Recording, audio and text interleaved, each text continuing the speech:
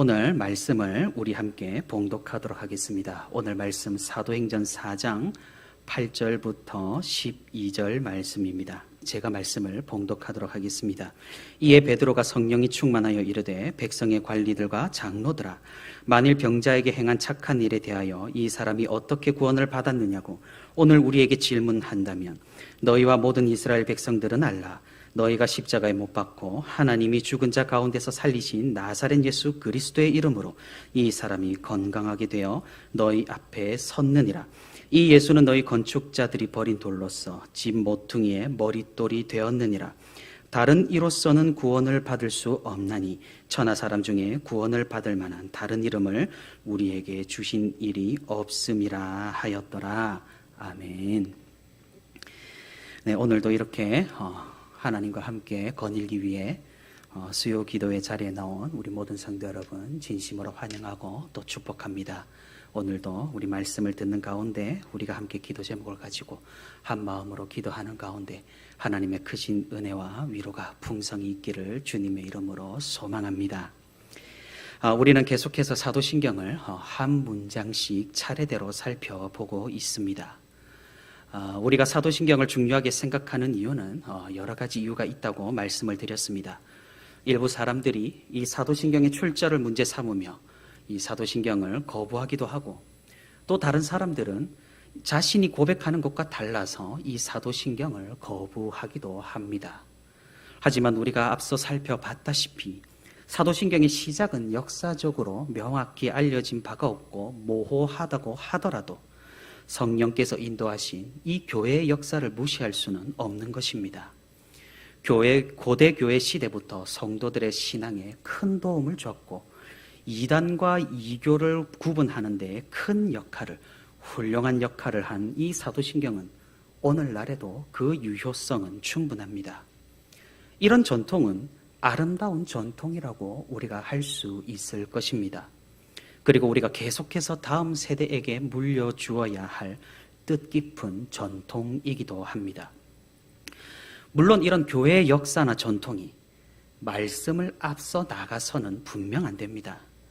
만약 이 사도신경이 아무리 아름다운 전통이라고 할지라도 성경의 내용에 부합하지 않는다거나 성경이 말하지 않는 내용을 담고 있다면 그것은 필히 불경할 것입니다. 하지만 사도신경은 그렇지 않습니다. 오히려 충실히 성경을 반영을 하고 있고 우리가 무엇을 믿고 고백해야 하는지를 성경적으로 풀어내고 있다는 사실입니다. 우리가 지난주에 첫 번째 문장에 대해서 자세히 살펴봤습니다. 이 첫 번째 문장은 성부 하나님에 대한 고백입니다.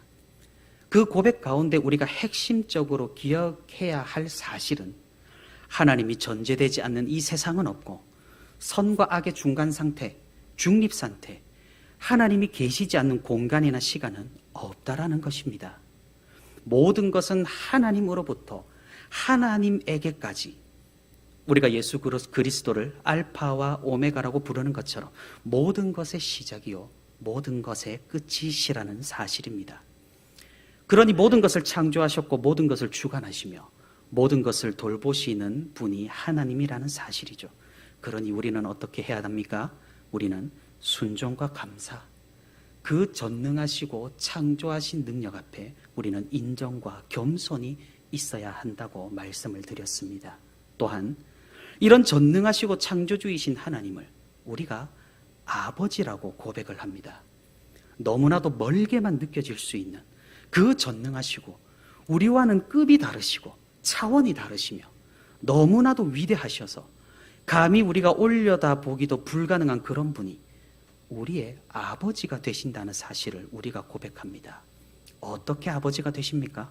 그것은 예수 그리스도로 인하여 성령 하나님의 교통하심으로 성부 하나님은 우리의 아버지도 되신다는 말입니다.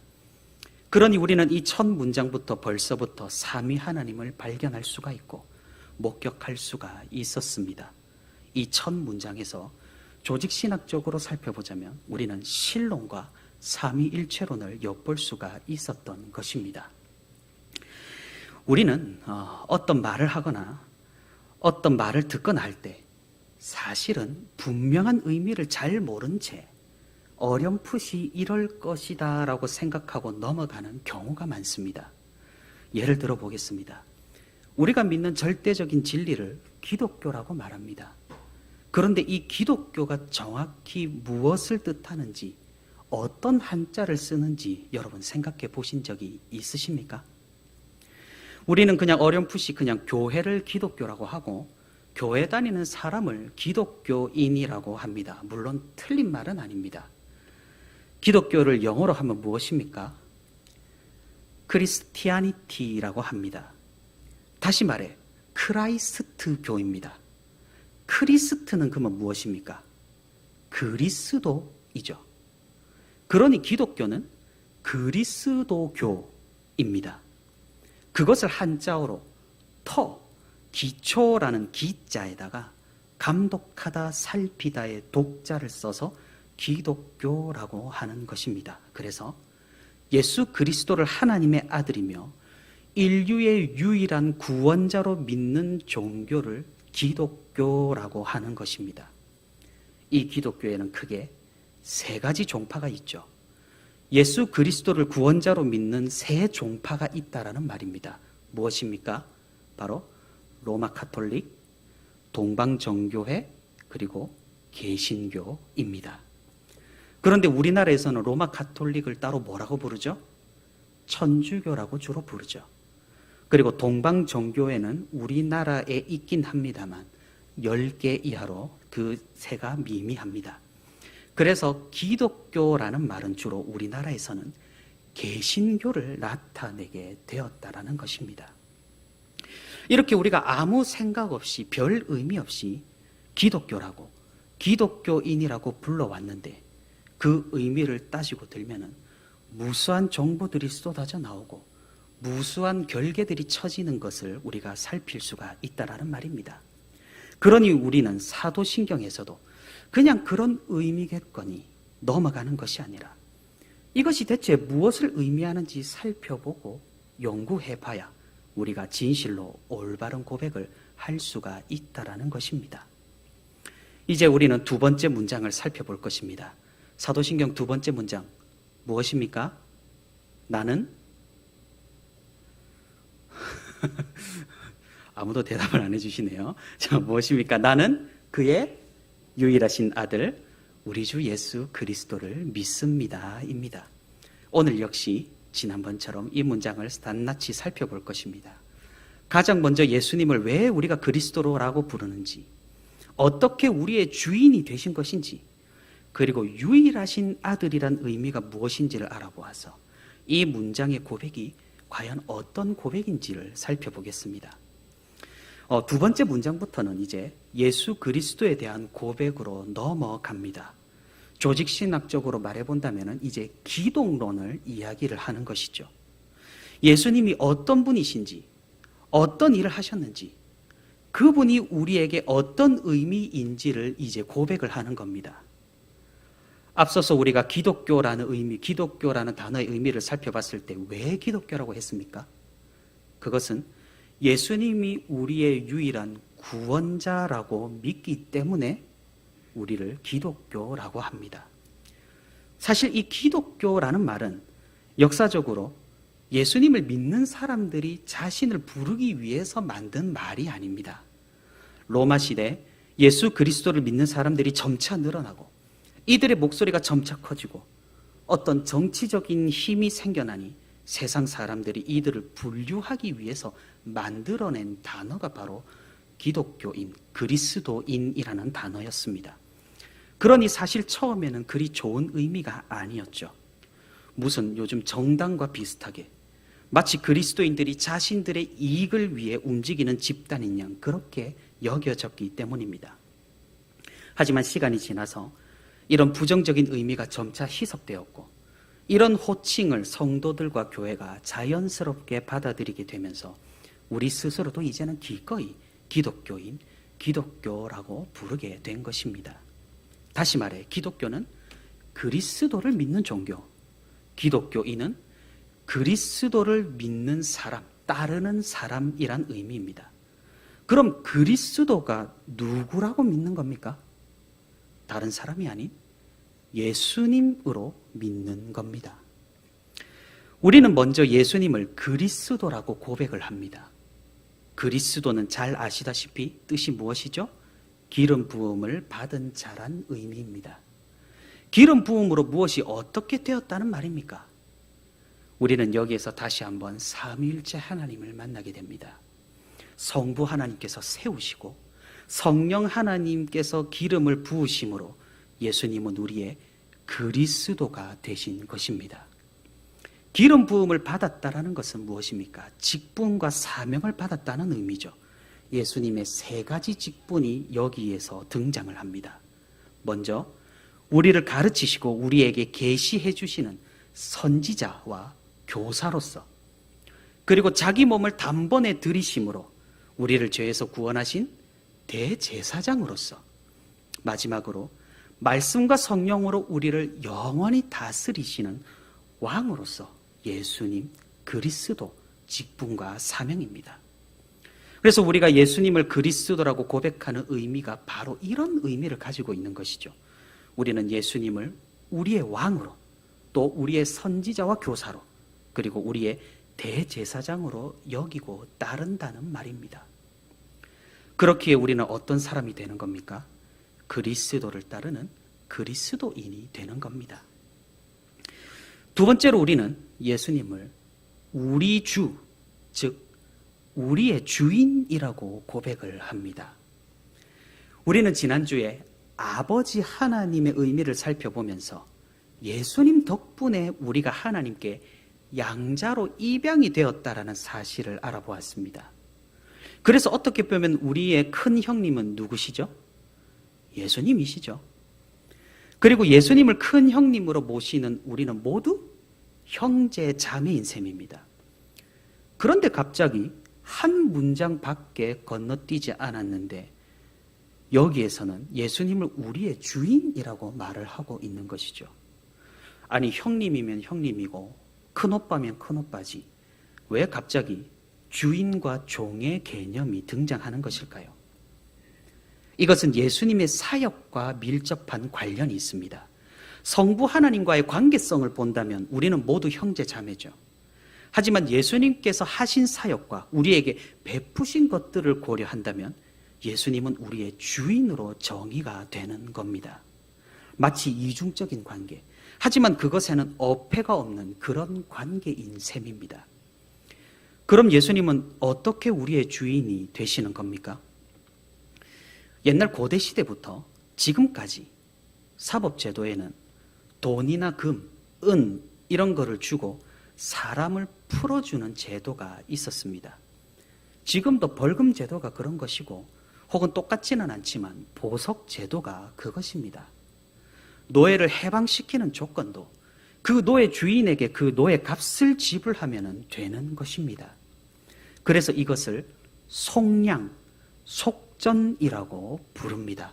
돈을 주어서, 동전을 주어서 해방을 시키다라는 의미죠. 예수님께서 우리의 주인이 되신다라는 의미는 이런 의미를 가지고 있습니다. 우리는 죄 때문에 하나님께 버림받아요. 죄의 멍에 사단의 권세 아래에 있는 처지가 된 것입니다. 예수님께서는 자신을 십자가에 단번에 들이심으로 우리를 죄와 사단의 권세에서 해방시켜 주셨고 그분께서 흘리신 그 피값으로 우리를 사셨습니다. 구입하셨다라는 의미입니다. 그래서 우리를 속죄하셨다, 속량하셨다라는 말을 사용하는 것입니다. 우리를 사셨으니 이제 우리는 누구의 소유가 되는 것입니까? 예수님께서 사셨으니 예수님의 소유가 되는 것입니다. 그래서 예수님은 우리의 주인이 되는 것입니다. 그런데 우리는 여기서 혼돈해서는 안 됩니다. 예수님은 그럼 우리를 누구에게서 핏값으로 사신 것일까요? 우리가 사단의 권세, 사단의 멍에 아래 있었으니 예수님이 우리를 사단으로부터 사신 걸까요?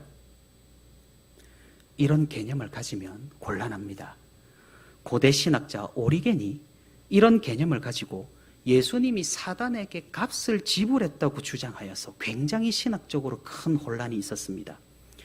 우리는 첫 문장에서 분명히 고백했습니다. 이 모든 것은 누구의 권세입니까? 하나님의 권세입니다.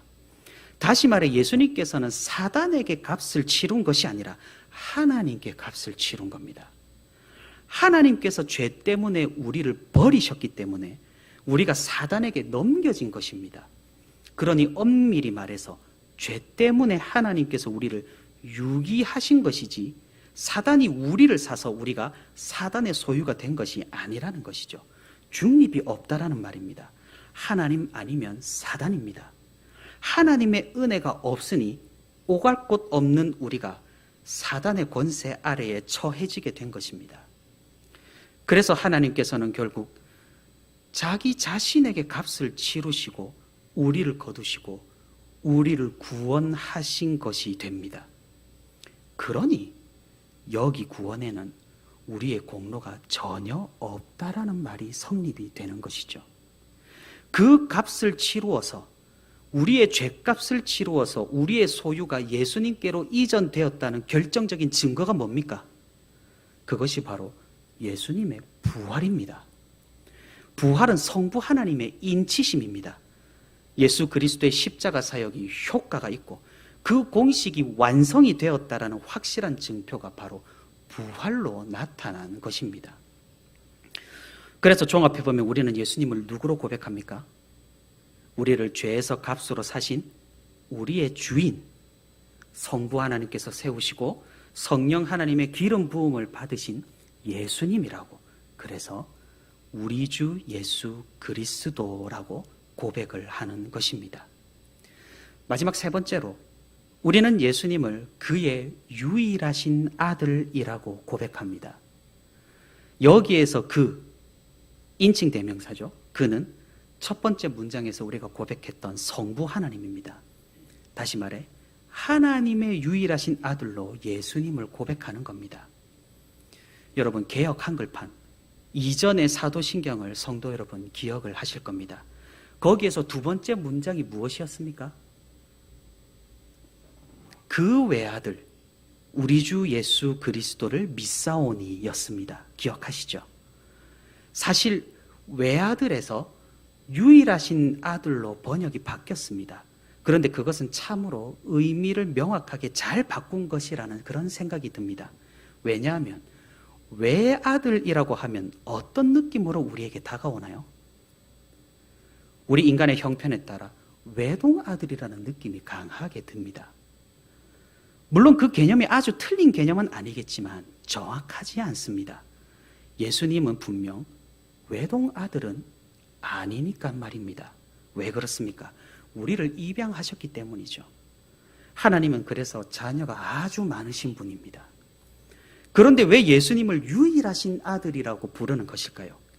첫 번째로는 예수님만이 하나님의 영원하신 참 아들이시기에 그렇습니다. 입양한 자녀와 차원이 다른 분이시기에 그분은 외아들이라고 불리는 것입니다. 요한복음 3장 16절에도 이런 개념이 등장하죠.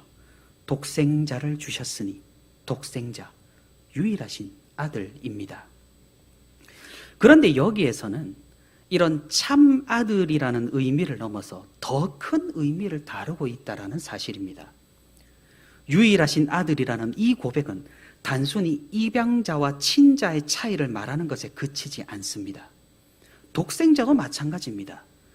친자와 입양자의 차이라면 굳이 예수님께서 니고데모에게 독생자란 말씀을 하지 않으셔도 괜찮았을 테니까 말입니다. 이 유일하신 아들의 의미를 우리는 오늘 함께 읽은 성경 본문에서 찾아볼 수가 있습니다. 오늘 본문 사도행전 4장은 무엇을 보여줍니까? 사도들이 초대교회 시절에 유대 종교 지도자들에게 재판을 받는 장면을 보여줍니다. 사도 베드로는 이 공회 앞에서 당당하게 12절의 고백을 하고 있습니다. 다른 이로서는 구원을 받을 수 없나니 천하 사람 중에 구원을 받을 만한 다른 이름을 우리에게 주신 일이 없음이라. 어떤 상황입니까? 베드로와 요한이 성전에 들어갈 때 성전 문에서 구걸하던 사람을 만났습니다. 날 때부터 걷지 못하는 그 사람을 사도들이 성령의 능력으로 일으켰죠. 당연히 성전은 난리가 났습니다. 이들이 누구이기에 이런 표적과 기사를 보이는가라며 사람들이 몰려들었습니다. 베드로와 요한은 그때 예수 그리스도의 이름을 선포합니다. 우리의 구원자, 우리의 메시아 예수 그리스도를 믿으라고 말입니다. 그 예수님이 우리를 위해 죽으시고 부활하심으로 우리를 속량하셨고 우리를 구원하셨다고 말입니다. 이 소식을 들은 성전의 종교 지도자들이 이 사도들을 잡아다가 가두어 버립니다. 이들은 다른 사람들이 아닙니다. 얼마 전에 예수님을 재판하고 예수님을 십자가에 못 박았던 바로 그들입니다. 공회를 소집하여서 이 사도들을 재판합니다. 예수님을 전파하고 그가 부활했다고 선동하며 전도했다는 사실을 책잡습니다. 하지만 이들 종교 지도자들은 사도들을 결국 어찌하지는 못합니다. 왜 그렇습니까? 그들 옆에 기적이 있었기 때문입니다. 하나님의 표적이 있었기 때문입니다. 성령의 능력이 분명하게 나타났기 때문입니다. 베드로는 아주 담대하게 그곳에서 종교 지도자들을 향하여 선포합니다. 예수님 외에 구원받을 만한 다른 이름을 주신 적이 없다고 말입니다. 그런데 이상합니다. 이들도 하나님을 믿는 사람들 아닙니까? 구약 성경을 믿고 하나님을 따르며 그 율법을 지키려고 노력하고 하나님의 말씀을 읽고 듣고 경건한 사람들 아닙니까? 이들도 구원받을 만한 충분한 자격이 있지 않은가요? 베드로는 절대 그렇지 않다고 말하고 있습니다. 하나님을 믿는 그들조차 예수 그리스도를 거부한다면 결단코 구원은 없을 것이라고 단언합니다. 천하 사람 중에 구원받을 만한 다른 이름을 우리에게 주신 일이 없다. 이것이 바로 유일하신 아들의 핵심적인 의미입니다. 우리는 이 유일하신 아들의 의미를 조금 더 확장시켜 봐야 합니다. 무슨 말입니까? 하나님을 믿는다고 다 같은 신앙을 가진 것이 아니라는 사실입니다. 예수님을 믿는다 말하면서도 다 같은 길을 가는 것이 아니라는 사실입니다. 하이델베르크 교리문답 30문에서 이렇게 이야기를 합니다. 비록 사람들이 예수님께 속한다고 자기 스스로 주장한다고 할지라도 그 행위로 말미암아 유일한 구세주이신 예수님을 부인할 수 있다고 말입니다. 무슨 의미입니까? 우리가 올바르게 예수님을 고백해야 하고 정말로 유일하신 길로 예수님을 믿어야 한다라는 것을 말합니다. 다른 길은 없다라는 말입니다. 돌아가서도 안 되고 지름길도 없고 말만 해서도 안 되고 예수님도 있고 다른 것도 있고 이렇게 다양한 것도 아니라는 말입니다. 이 베드로의 고백은 오늘날 교회들에게 많은 교훈을 줍니다. 특별히 예수 그리스도에 대한 고백과 강조가 명백히 옅어지는 현대의 상황 가운데서 우리에게 큰 울림을 주는 고백입니다. 그리고 우리가 예배 시간에 사도신경을 함께 고백할 때 이 부분에서 필히 우리가 기억해야 하는 고백이 바로 이 베드로의 고백입니다. 베드로가 말하는 바가 무엇입니까? 정말로 예수님밖에 없다라는 말입니다. 예수 그리스도께서 단 하나의 법칙이자 유일한 통로라는 말입니다. 어디로 향하는 통로입니까? 하나님께로 향하는 통로이자 길입니다. 사랑하는 성도 여러분, 이 세상은 우리 보고 말합니다. 예수님 말고도 많은 길이 있고 예수님 말고도 아들이 많이 있고 예수님 말고도 법칙이 다양하다고 말입니다. 자신이 예수님이라고 주장하는 이단들 엄청나게 많습니다. 현생한 예수, 재림 예수, 구약의 메시아가 자기라는 아주 다양한 이단들이 있습니다. 교회 시대에 발맞춘 이단도 있습니다. 성령 하나님이 자기라고 주장하는 이단입니다. 구약 때 하나님은 여호와, 신약 때 하나님은 예수, 지금 시대 하나님은 자기라고 우기는 겁니다. 참으로 기본적인 삼위일체 교리도 모르는 그런 주장을 진리라고 떠들어댑니다. 오해하시면 안 됩니다. 삼위일체 하나님이 바로 여호와 하나님입니다. 여호와 하나님은 성부 하나님이 아닙니다. 여호와 하나님은 삼위일체 하나님이십니다. 우리는 삼신론이 아닙니다. 한 분 하나님을 믿는 사람들입니다. 여호와 하나님께서 이 땅으로 현현하신 분이 바로 예수 그리스도. 예수님께서 승천하시고 보내신 우리 마음 가운데 함께 하시는 하나님이 바로 성령 하나님이십니다. 본질에서는 한 분, 위격에서는 개별로는 세 분, 우리는 분명히 이렇게 고백을 해야 합니다. 다시 말해서 하나님께서 우리와 소통하시고 교통하시는 방식의 절정이 바로 예수 그리스도입니다. 하나님께서는 전능하신 신이시기 때문에 우리와 직접 교통하지 않으십니다. 우리의 죄 때문에, 우리의 피조성 때문에 우리가 만약 하나님 앞에 선다면 우리는 말 그대로 녹아버릴 겁니다. 하나님께서는 그런 우리를 위해서 소통의 방식을 달리 하셨습니다. 그것이 바로 이 땅에 사람의 모양으로 현현하심입니다. 구약 성경을 보면 이런 장면이 여러 번 등장하죠. 자주 등장하죠. 아브라함을 찾아온 천사와 이방인에게서, 그리고 야곱과 야복 땅에서 씨름한 하나님의 사자, 삼손의 부모님께 찾아온 여호와의 사자, 기드온에게 나타난 하나님의 전령. 우리는 그냥 심부름꾼인 천사가 찾아왔다고 생각하기 쉽지만 그것은 잘못된 생각입니다. 종교개혁자 존 칼빈은 기독론을 설명하면서 구약에 현현한 이 모든 여호와 하나님의 사자가 바로 이 땅에 현현하신 성자 하나님이라고 이야기했습니다. 하나님께서 외계, 즉 우리와 교통하시는 방식으로서의 하나님인 겁니다. 그럼 예수님은 누구일까요? 이 땅에 우리의 구원과 우리의 구속을 위해 현현하신 성자 하나님인 겁니다.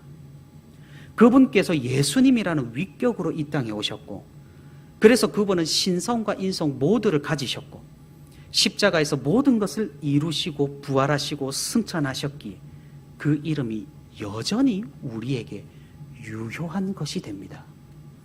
그러니 우리에게 구원이라는 이름은 정말로 단 하나, 예수 그리스도밖에 없는 것입니다. 자기가 성령 하나님이라고 자기를 믿으라고 주장하는 것이 얼마나 어리석은지 모릅니다. 왜 그렇습니까? 성령 하나님은 예수 그리스도를 증거하시는 분이시지 자기를 믿으라고 선포하시는 분이 아니시기 때문입니다. 교회 시대라고 해서 성령 하나님이 직접 성도들을 구원하시고 자신의 이름을 드러내시는 것이 절대 아니라는 거죠. 성령 하나님께서도 우리 마음 가운데 은밀하게 이 예수님을 증거하시고 그 인도하심으로 우리가 결국에는 예수님을 믿음으로써 구원을 얻는 겁니다. 그래서 예수님이 유일한 통로라고 말하는 겁니다. 요즘 신사도 운동이니 성령 운동이니 성령 하나님을 굉장히 강조하고 그 능력과 은사에 집착을 하고 영적인 것을 크게 강조하는 집단이 많습니다. 무엇입니까? 포커스가 잘못된 겁니다. 왜 그렇습니까? 우리의 포커스는 전적으로 철저하게 예수 그리스도에게 맞춰져야 하기 때문입니다. 예수님만이 유일하신 아들, 유일하신 이름, 유일하신 통로가 되기 때문입니다. 세상은 우리를 기막히게 속입니다. 그런데 그것이 너무나 당연합니다. 선악을 알게 하는 나무에서부터 우리를 계속 속여왔기 때문입니다. 세상은 우리에게 뭐라고 속이고 뭐라고 유혹합니까? 하나님을 떠나서도 우리가 만족할 수 있고 우리가 채워질 수 있다고 말입니다. 하나님이 아니라 우리가 다른 것으로 우리가 살아갈 수 있다고 말입니다. 이 말이 곧 무엇입니까? 예수님이 아니라 다른 이름으로 우리가 구원을 받을 수 있다는 말입니다. 예수님이 아니라 다른 아들이 있고 다른 이름도 있고 다른 구원이 있고 다른 통로가 있다는 말과 동일합니다. 그래서 종교다원주의는 이런 예시를 듭니다. 절대적인 진리가 산 꼭대기에 있습니다. 그러면 우리가 산 정상으로 향하는 등산로가 여러 개이듯이 이 진리로 가는 길도 여러 갈래가 있다라고 주장합니다. 앞으로 가는 길, 좀 돌아가는 길, 계곡을 따라 올라가는 힘든 길, 또 능선을 타고 가는 평탄한 길, 여러 등산 코스처럼 진리로 향하는 길도 여러 개가 있고 이것이 각각의 종교라고 주장을 합니다. 그래서 종교를 통합하고 우리가 유연한 생각을 가진다면, 서로에 대해서 비판적이고 비난적인 사고를 갖지 않고 무언가 서로를 받아들이고 서로를 인정해 준다면 우리는 진리를 더욱 잘 발견할 수가 있고, 이를 위해서 종교들끼리 화합해야 한다고 주장합니다. 얼핏 들으면 어떻습니까? 굉장히 합리적이고 설득력도 있고 아주 좋은 소리로 들립니다. 또 이런 예시를 듭니다. 장님들이 코끼리가 무엇인지 알아보고자 합니다. 인간은 본래 무지하기 때문에 장님입니다. 진리의 코끼리를 만져서 진리가 무엇인지 알아보고자 하는 거죠. 어떤 장님은 다리를 만지고, 어떤 장님은 코를 만지고, 어떤 장님은 꼬리를 만지면서 각각 자기가 만난 코끼리를 묘사합니다. 굵다, 쭈글쭈글하다, 털이 많다 등등 말입니다. 이 각 장님이 바로 종교라는 말입니다. 이 종교들은 각자의 진리를 말하지만 결국 같은 코끼리를 말하는 것이라고 주장을 하는 거죠. 그러니 이 개별의 종교들이 주장하는 것은 서로 부분적이고, 그래서 종교들이 화합하고 통합하고 연합을 해야 진리를 보다 구체적으로 확실히 알 수 있다고 말합니다. 어떻습니까? 굉장히 매력적이지 않습니까? 역사적으로 있어왔던 수많은 종교 전쟁이 순식간에 해결될 것만 같은, 인간의 역사가 근본적인 평화와 화합의 시대로 들어갈 것만 같은 그런 주장입니다. 성도 여러분, 이런 주장에 동의를 하십니까? 우리는 절대로 동의할 수 없습니다. 베드로는 분명히 알았습니다. 예사로 예수님을 알지 않았습니다. 그는 타협하지도 않았고 평화를 추구하지도 않았고 공존이나 협력도 꾀하지 않았습니다. 유일하신 아들을 고백하는 데 있어서 말입니다. 그는 어쩌면 굉장히 배타적이었고 독단적이었으며 아집과 고집이 어마어마한 사람이었습니다. 현대 통합주의적인 관점으로 보면 말입니다. 하지만 무엇입니까? 그것이 복음입니다. 그것이 진리입니다. 베드로는 공회에 둘러싸여서 재판을 받는 그런 상황에서조차, 그래, 하나님을 믿는 너희들에게도 구원이 있을 수 있다, 진리가 있을 수 있지, 그렇게 말하지 않았습니다. 그 위급하고 위험한 상황에서도 베드로는 끝까지 예수님을 선포했습니다. 유일한 구원자, 유일하신 아들, 유일한 통로로 말입니다. 우리가 이 베드로의 고백을 심각히 여길 수 있기를 바랍니다. 베드로가 고백했던 유일하신 아들, 그 예수 그리스도께서 우리의 유일한 길, 우리의 유일한 구원, 통로, 하나님의 독생자, 외아들이란 사실입니다. 세상은 우리에게 말합니다. 다른 길이 있다고 말합니다. 다른 길이 있다고 말입니다. 이단은 우리에게 말합니다. 다른 아들이 있다고 말입니다. 이교는 우리에게 말합니다. 다른 통로가 있다고 말입니다. 전부 거짓입니다. 사단의 거짓말입니다. 악마의 속삭임입니다. 우리를 선악과에서부터 끝까지 속이는 교활한 유혹과 미혹입니다. 절대로 넘어가서는 안 됩니다. 예수 그리스도 외에 다른 구원자는 단연코 없습니다. 그럼 세상은 이제 우리에게 돈을 들이밀기 시작합니다. 돈이 없으면 너는 죽는데 너는 왜 돈을 믿지 않느냐고 말입니다. 생각해보면 그렇습니다. 정말로 돈이 없으면 우리는 살 수가 없죠. 그래서 많은 사람들이 돈이라는 신을 믿고 살아갑니다. 돈이 인생이고 돈이 생명이고 돈이 삶입니다. 그것이 전부이고 그것이 자신입니다. 그것이 자기가 믿는 하나님입니다. 왜 그렇게 되어버립니까? 죽음이 두렵기 때문입니다. 돈이 없으면 죽을 수도 있다라는 사실 때문에 사람들은 돈에 그렇게 집착을 하는 겁니다. 돈에 집착하는 것은 다른 것이 아닙니다. 생명에 대한 집착과 동일합니다. 하나님 없이 영원히 살려는 태고의 욕망입니다. 그런데 그것이 가능하겠습니까? 하나님 없이 살 수 있는 게 가능하겠습니까? 하나님 없이는 생명이 없습니다. 돈이 생명인 줄 알았는데 그 돈을 만드신 분이 하나님이시고 이 세상을 창조하신 분이 하나님이시고 이 모든 것을 운행하시는 분이 하나님이십니다. 돈이 있으면 영원할 줄 알았는데 그것도 아닙니다. 돈이 있으면 죽지 않을 줄 알았는데 그것도 아닙니다. 하나님이 있어야 우리는 죽지 않고 우리는 영원하며 우리에게 생명이 있다는 사실입니다. 그 하나님께 가는 길, 돈으로는 못 갑니다. 오직 예수 그리스도로 우리는 갈 수가 있습니다. 사랑하는 성도 여러분, 사단의 거짓말에 속지 않기를 바랍니다. 우리는 죽지 않습니다. 절대로 죽지 않습니다. 돈이 없어도 죽지 않고 주일에 쉬지 못해서 죽지 않습니다. 하나님을 섬기는 일에 헌신하다가 우리는 과로사로 죽지 않습니다. 그리고 무엇보다 이 세상에서 죽음은 진짜 죽음이 아니라는 사실입니다. 사단은 끝까지 우리를 속입니다. 이 세상에서 죽으면 끝이라고. 그러니까 이 세상이 전부라고. 그러니 이 세상의 것이 중요하고 이 세상에서 누리는 것이 전부라고 우리를 끝까지 속이려 듭니다. 그런데 진리는 우리에게 무엇라고 말씀합니까? 이 세상이 끝이 아니라고. 이 세상은 거쳐가는 곳이라고. 하늘나라가 있다고. 마지막 날이 있다고. 육신의 죽음은 진짜 죽음이 아니라고 말합니다. 성경은 우리에게 말합니다. 진정한 죽음을 두려워하라고 말입니다. 그 죽음이 무엇입니까? 영원한 죽음, 마지막 죽음. 하나님께서 허락하신 시간이 모두 지난 후에 성도로 인정받지 못하는 죽음입니다. 이 죽음을 피할 길이 무엇입니까? 그것이 바로 유일한 길, 유일한 아들 예수 그리스도란 사실입니다. 사랑하는 성도 여러분, 참으로 어지러운 세상이고 또 혼란스러운 시기고 세상이 우리를 속이기에 참으로 알맞은 날씨 가운데 우리가 살아가는 듯합니다. 세상은 우리에게 말합니다. 행복해지는 길. 찾아보면 엄청나게 많습니다.